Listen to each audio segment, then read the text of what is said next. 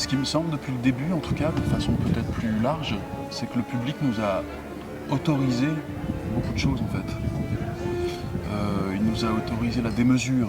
Alors ça ne veut pas dire en faire des caisses, nécessairement, mais la démesure, d'aller au bout du geste en fait, d'aller au bout de l'intention, au bout du geste. Je me souviens des premières représentations où tout était là en fait déjà, mais on n'allait peut-être pas au bout de tout. Et la rencontre avec le public, avec les publics, nous a autorisé à ça. En tout cas, moi j'ai cette sensation-là. Je crois qu'on se sent de plus en plus libre, ça c'est vrai. Après, j'ai l'impression qu'on a traversé plusieurs périodes, plusieurs phases. Il y a des moments d'euphorie où on a l'impression que tout est possible, des moments de grande fatigue, des moments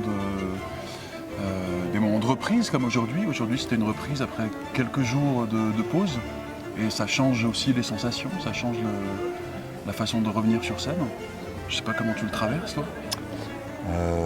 Comment je le traverse En fait, c'est très très variable selon les soirs, forcément. Et ce qui est assez incroyable à Grignan, c'est qu'il y a vraiment... C'est un des endroits, je trouve, où on sent le plus l'interaction entre le public et nous-mêmes, et les gens qui sont sur le plateau. Je l'avais déjà ressenti l'année dernière dans Fracasse. Et c'est assez incroyable, comme parfois il y a une espèce de magie qui se crée, une alchimie. Et puis parfois, l'alchimie, elle prend pas. Donc voilà, c'est vraiment une chose extrêmement organique et très sensible en fait. Et ça dépend des soirs. Donc moi je dirais pas comme mon camarade que je me sens tous les soirs plus libre. Ça dépend. Il y a des fois où je reviens en arrière par rapport à des phases de travail et je trépigne parce que voilà. Et j'ai l'impression que le sens ne parvient pas toujours au public de ce qu'on a à dire parce que c'est une pièce vraiment difficile.